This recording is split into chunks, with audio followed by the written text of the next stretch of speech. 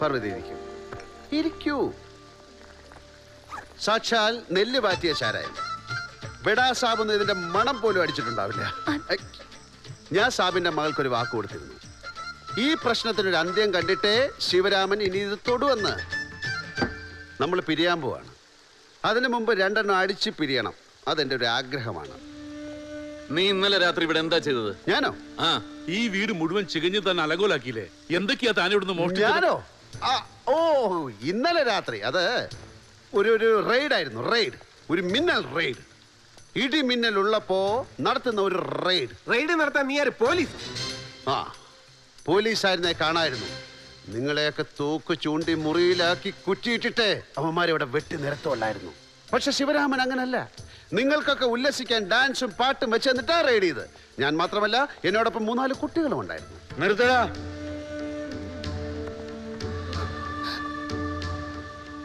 നിന്റെ എല്ലാ വൃത്തിയോടുകളും ഇത്രയും നാളെ ഞാൻ സഹിച്ചു. പറയടാ, എന്താ നിന്റെ ഉദ്ദേശം? Cool down sir.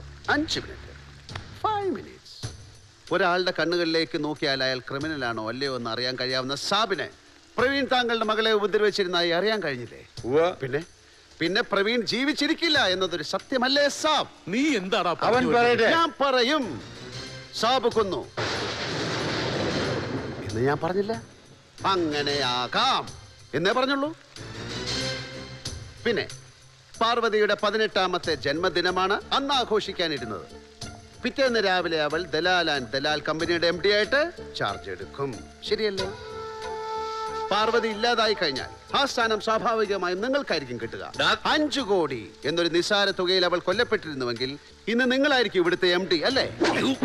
ആയിരിക്കും എന്ന് ഞാൻ പറഞ്ഞുള്ളൂ. ആണ് എന്ന് ഞാൻ പറഞ്ഞിട്ടില്ല. ദീനു ഈ കുടുംബത്തിലെ ഒരു അകന്ന ബന്ധുവാണ്. പക്ഷെ നിങ്ങൾക്ക് മറ്റാരേക്കാളും ഒരു നല്ല സ്ഥാനമാണ് ഈ വീട്ടിലുള്ളത്. അതെങ്ങനെ ഒപ്പിച്ചു?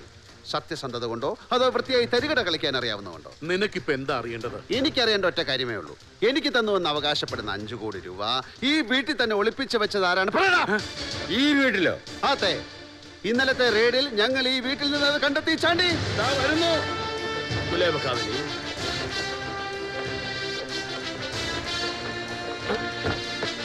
Hello, open it.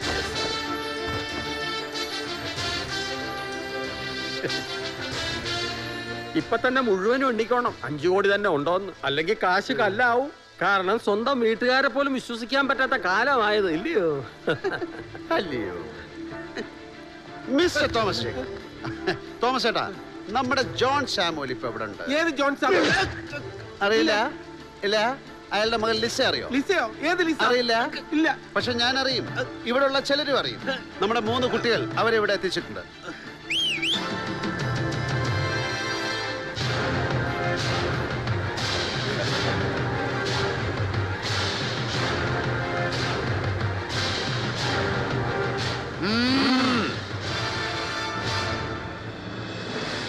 ഇവരൊക്കെ എന്റെ ക്ലോസ് ഫ്രണ്ട്സ് ആണ്. ഇതാണ് ലീസ. കേട്ടോ പേടാ സാർ, നിങ്ങളുടേതെന്ന് കരുതുന്ന പല എസ്റ്റേറ്റുകളും ഈ കുട്ടിയുടെ അച്ഛന്റെ പേരിലാണ്. പക്ഷെ അതിന്റെ കണക്കുകളും മറ്റും നോക്കുന്നതും പണം വാരുന്നതും ഇവിടെ മറ്റു ചിലരാണ്. എന്താണ് അതിന്റെ ഗുഡ് ടൈംസ് മിസ്റ്റർ തോമസ്? എനിക്കറിയില്ല. എന്നാ ഈ കുട്ടി പറയും. കുട്ടി മാരീഡാ?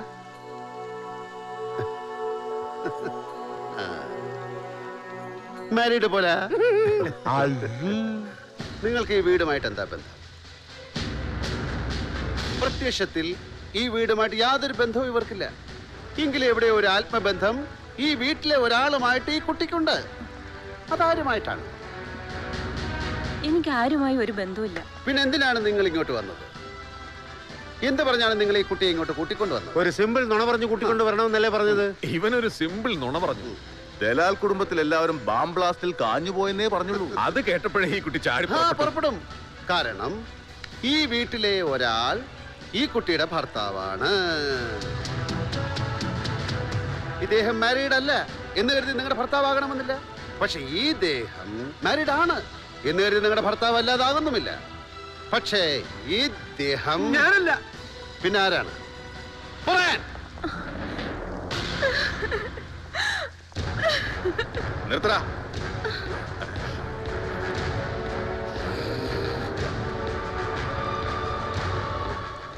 കുട്ടിയുടെ ബന്ധം തീരുമാനിക്കാൻ വരട്ടെ. അതിനു മുമ്പ് നിനക്ക് ഈ വീടുമായിട്ട് എന്താ ബന്ധം? കേട്ടില്ലേ? നിനക്ക് ഈ വീടുമായിട്ട് എന്താ ബന്ധമെന്ന്? നിങ്ങൾ അമ്പലത്തിൽ പോയി താലി കെട്ടിയെന്ന് പറഞ്ഞത് പച്ചക്കള്ളമല്ലേ? നീ വന്ന അന്നേ എനിക്ക് നിന്നെ അറസ്റ്റ് ചെയ്യാമായിരുന്നു. അങ്ങനെ ചെയ്യായിരുന്നത് ഇദ്ദേഹം നിന്നെ മകളുടെ ഭർത്താവാണെന്ന് വിശ്വസിച്ചതുകൊണ്ടും നിന്റെ ഈ വരവിന്റെ ഉദ്ദേശം എന്താണെന്ന് എനിക്ക് അറിയുന്നതിന് വേണ്ടിയും കൂടിയാ. എന്നിട്ട് ഉദ്ദേശം അറിഞ്ഞോ? നിന്റെ ഉദ്ദേശം വളരെ വ്യക്തമല്ലേ മോളെ? ഇവൻ നിന്നെ കബളിപ്പിക്കുകയായിരുന്നു. ഒരു രക്ഷകന്റെ വേഷം കെട്ടി നിന്റെ മുമ്പിൽ അഭിനയിക്കുകയായിരുന്നു ഇവൻ ഇതുവരെ. ഇതാ കണ്ടില്ലേ, ഇവന്റെ ഫ്രണ്ട്സ് മുഴുവൻ നല്ല ഒന്നാംകിട ക്രിമിനൽസാ. ഇതിൽപ്പെട്ട ഒരുവനാണ് പ്രവീണും. ഇവരെല്ലാവരും ചേർന്ന് നടത്തിയ നാടകത്തിൽ മോളെ നീ പെട്ടുപോയത്. പ്രവീണിന്റെ സഹായത്താൽ 5 കോടി രൂപ ഇവൻ ഈ വീട്ടിൽ നിന്ന് പിടിച്ചു വാങ്ങി. ഞാനും അതിന് സാക്ഷിയാ. മാത്രമല്ല ഞാനത് അതിവിദഗ്ധമായി ഈ വീഡിയോയിൽ പകർത്തുകയും ചെയ്തു. സർ, അതാ ടിവിയിലോട്ടൊന്ന് കണക്ട് ചെയ്തേ. സർ.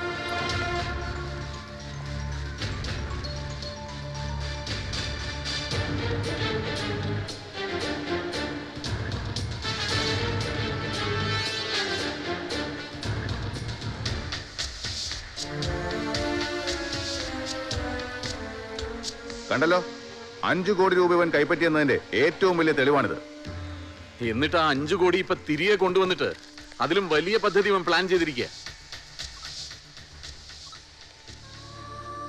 മോളെ, ഈ ക്രിമിനലിന് വേണ്ടിയാ നീ ഞങ്ങളെയൊക്കെ സംശയിച്ചത്. ഇനി നിന്റെ ഒരൊറ്റ മൊഴി മാത്രം മതി ഇവന്റെ കയ്യിൽ വിലങ്ങ് വീഴാൻ. പറ, ഇവൻ നിന്റെ ഭർത്താവല്ലല്ലോ?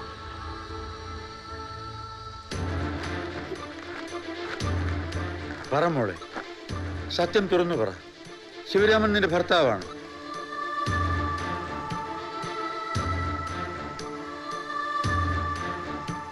അതെ.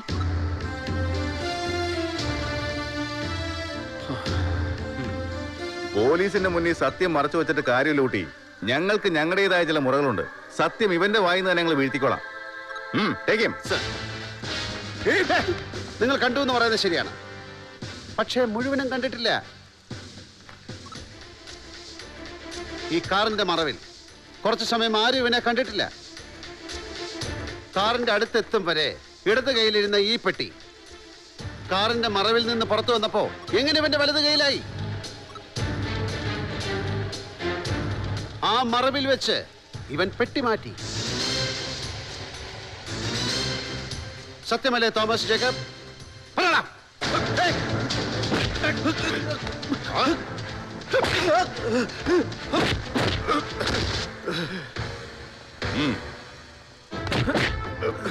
എടാ അനിയ സാറേ, കൃത്യസമയത്ത് പ്രതികളെ ഹാജരാക്കാനുള്ള ഉത്തരവാദിത്തം നിനക്കില്ലേ? ചേട്ടാ, യവന്മാരെ പൊക്കാൻ കുറച്ച് പാടുപെടേണ്ടി വന്നു. ചേട്ടൻ ചോദിക്കുന്നതിന് മണിമണിയൊരു ഉത്തരം പറഞ്ഞോണം. എല്ലാരും കേൾക്കണം ഉറക്കെ, അല്ലെങ്കിൽ ഇതുവരെ കിട്ടിയവരായിരിക്കില്ല. മോനെ, അറിയാവുന്ന സത്യം ഉറച്ചു വിളിച്ചു പറ. വെറുതെ തടി ചാളത്തടിയാക്കണ്ട, പറ. 5 കോടി രൂപ പ്രവീണിന്റെ കയ്യിലുള്ളതായി ഞങ്ങൾക്കറിയാം. ശരി. പിന്നെ അത് പിന്നെ ഈ വീട്ടിൽ ഒരാൾക്കാണ് കൈമാറിയതെന്നും അറിയാം. പിന്നൊന്നും അറിയില്ല. അന്ന് തന്നെയാണ് സുശീൽ കൊല്ലപ്പെട്ടെന്ന് ഞങ്ങൾക്കറിയാം. പിന്നെ ഒന്നും ഞങ്ങൾക്ക് അറിയില്ല. ശരി, ഓക്കെ. ഇനി സത്യം പറ. ആ കാറിൽ പ്രവീൺ ഉണ്ടായിരുന്നു. വാസ്തവത്തിൽ സുശീൽ ഫോളോ ചെയ്തത് എന്നെയല്ല, പ്രവീൺ സഞ്ചരിച്ചിരുന്ന ആ കാറിനെയാണ്. പ്രവീൺ ആർക്കാണ് ആ പണം കൈമാറിയതെന്ന് വ്യക്തമായിട്ട് അറിയാവുന്ന ഒരാൾ സുശീലായിരുന്നു. അതുകൊണ്ടാണ് സുശീൽ കൊല്ലപ്പെട്ടത്. ആ സത്യം അറിയാവുന്ന 2 പേരാണ് പ്രവീണും സുശീലും. 2 പേരും കൊല്ലപ്പെട്ടു കഴിഞ്ഞു. ഇനി അതറിയാവുന്ന ഒരാൾ താനാണ്. താനായിരിക്കും അടുത്ത ഇര. അതുകൊണ്ട് സത്യം തുറന്നു പറഞ്ഞാൽ തന്റെ ജീവനെങ്കിലും രക്ഷപ്പെടും. പറയൂ, ആ കാറിന്റെ മറവിൽ എന്താണ് സംഭവിച്ചത്? പറ. അത്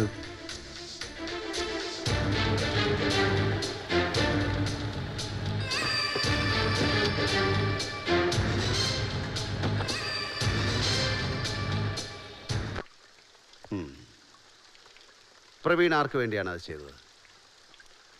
അത് പ്രവീൺ നിങ്ങളോട് പറഞ്ഞിരുന്നില്ലേ? അതാർക്ക് വേണ്ടിയാണ്? അത് മഹേഷ് ഭായിക്ക് വേണ്ടിയാ. യെസ്. മിണ്ടിപ്പോരുത്. വീണ്ടും വീണ്ടും എനിക്കൊരു രഹസ്യം പറയാനുണ്ട്.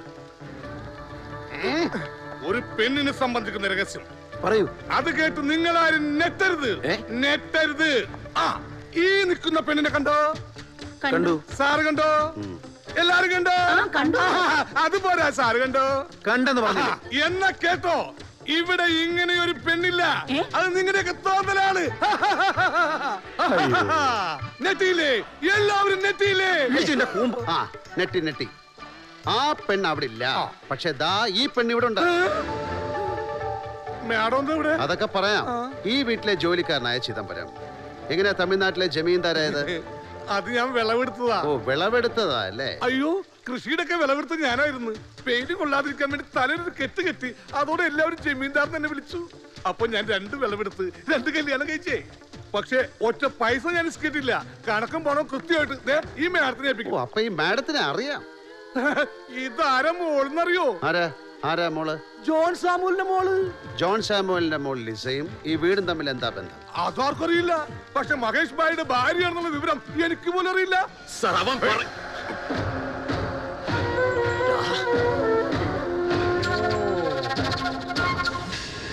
ബായ്, ഈ പണം കൈമാറുമ്പോഴും സുശീൽ കൊല്ലപ്പെടുമ്പോഴും താങ്കളെ എങ്ങും കണ്ടില്ലല്ലോ. ഇവിടെ ഉണ്ടായിരുന്നില്ലല്ലേ? ഇല്ല, യുഎസിലായിരുന്നു എന്നാണ് നിങ്ങൾ ഇവിടെ പറഞ്ഞിരുന്നത്. പക്ഷെ ഒരു കുഴപ്പമുണ്ടല്ലോ ബായ്.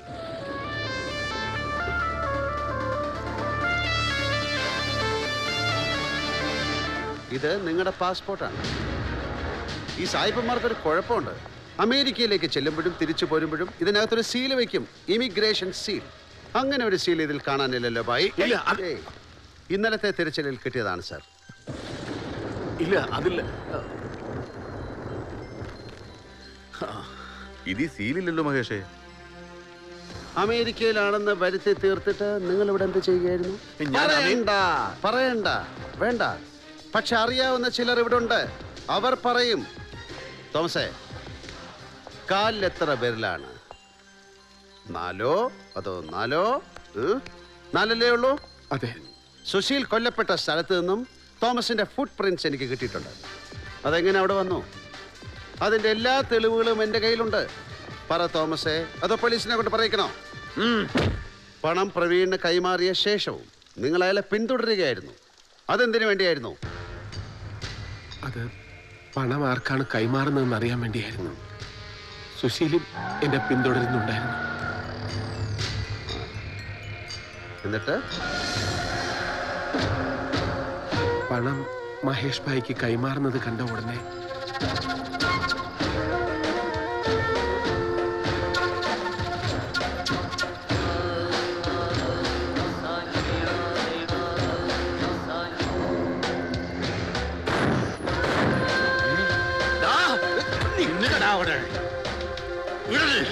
ഇവനെ ഞാൻ ചതിയാ. എന്നെ വിടാൻ.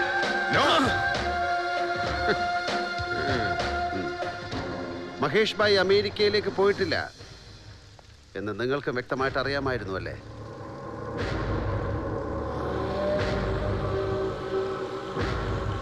എന്തിനാണ് സത്യം വിഴുങ്ങുന്നത്? സ്നേഹം കൊണ്ടോ അതോ മഹേഷ് ഭായിയോടുള്ള കടപ്പാട് കൊണ്ടോ? തുറന്നു പറയൂ. ഇതോടെ പ്രശ്നങ്ങൾ തീരുകയാണ്. നിനക്ക് എന്തെങ്കിലും അറിയാമെങ്കിൽ തുറന്നു പറ. എന്നോട് ക്ഷമിക്കണം, എനിക്കെല്ലാം അറിയായിരുന്നു. അപ്പോൾ മഹേഷ് ഭായ് അമേരിക്കയിലേക്ക് പോയിരുന്നില്ല, ഇവിടെ തന്നെ ഉണ്ടായിരുന്നു എന്ന് ദീനുവിന് അറിയാമായിരുന്നു. അതുപോലെ തന്നെ പണം കൈമാറുന്നത് തോമസ് ജേക്കബ് കണ്ടിട്ടുണ്ടല്ലേ? അതെ. എന്തിനു വേണ്ടിയിട്ടാണ് 2 പേരും ഇപ്പോൾ ഇങ്ങനൊരു കള്ളം പറയുന്നത്?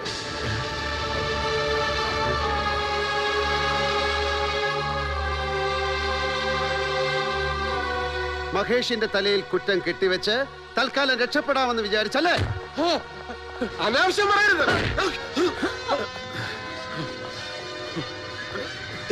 എന്ത് ഭ്രാന്താണ് നീ പറയുന്നത്? പേടിച്ച് ഞാൻ ഷേപ്പ് മാറ്റിയുണ്ടല്ലോ. മഹേഷ് ഭായ് അമേരിക്കയിൽ പോയിരുന്നു, അത് സത്യമാണ്. ചണ്ടി ഇവിടെ ഉണ്ട്. ദാ ആ പാസ്പോർട്ടിൽ അവർ സീലും വെച്ചിട്ടുണ്ട്. ആ പേജ് ഞാൻ കീറി മാറ്റിയതായിരുന്നു. കൊടുക്ക്.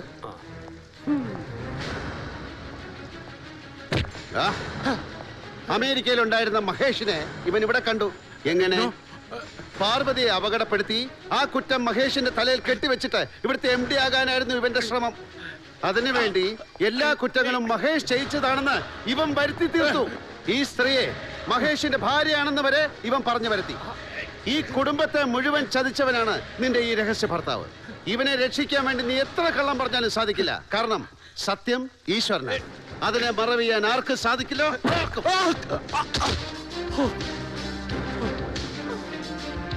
ദാ ഇവനാണ് ഈ വീട്ടിലെ ഓരോരുത്തരെയായി വകവരുത്താനിരുന്ന കൊലപാതകി.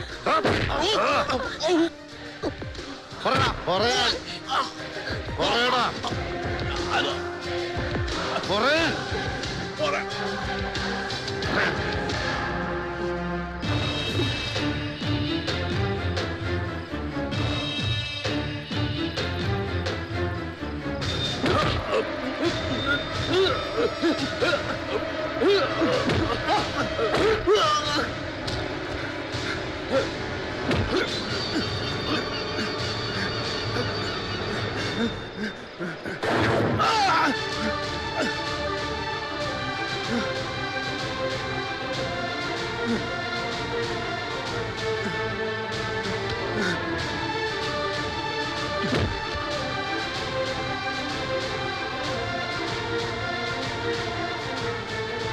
പ്രവീൺ എന്റെ കയ്യിൽ അകപ്പെടുമെന്നായപ്പോ നീ അവനെ കൊന്നു.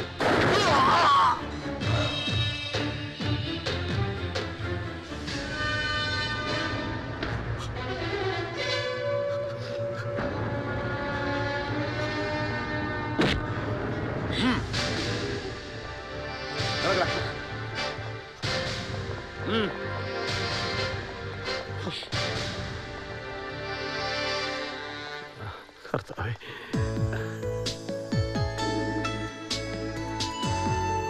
സാർ ഇനി 2 സ്മോള് കഴിച്ചിട്ട് നമുക്ക് പിരിയാം.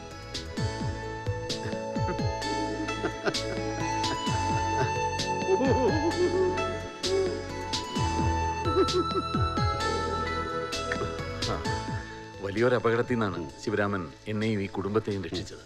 അതിനെങ്ങനെയാ നന്ദി പറയേണ്ടത് അറിയില്ലല്ലേ? അറിയാത്ത കാര്യങ്ങൾ പറയരുത്. ഈ മൊട്ടത്തല കുറച്ച് സമയം വേർത്തു അല്ലേ?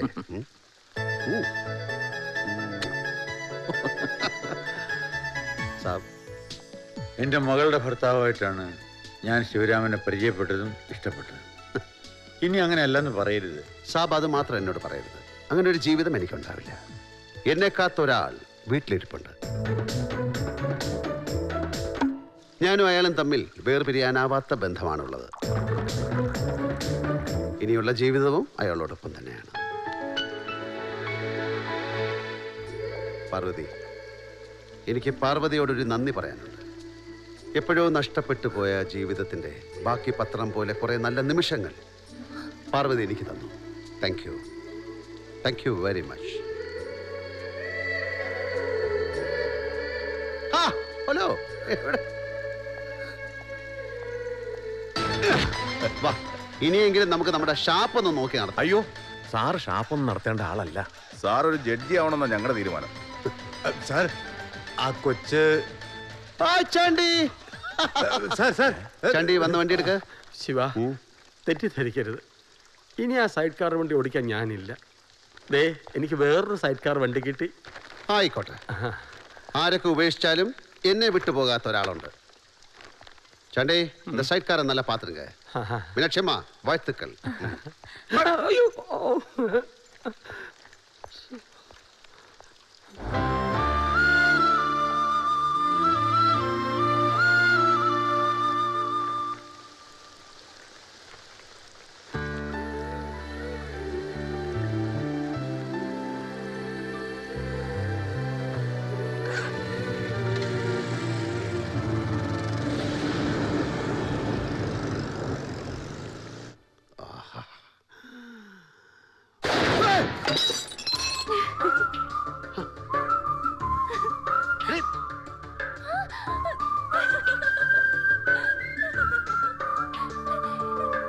ചെല്ലത്താമരെ ചെറുചിരി ചുണ്ടിൽ ചൂടിയോ, തുള്ളിത്തേനുമായി കനവുകളുള്ളിൽ തുള്ളിയോ.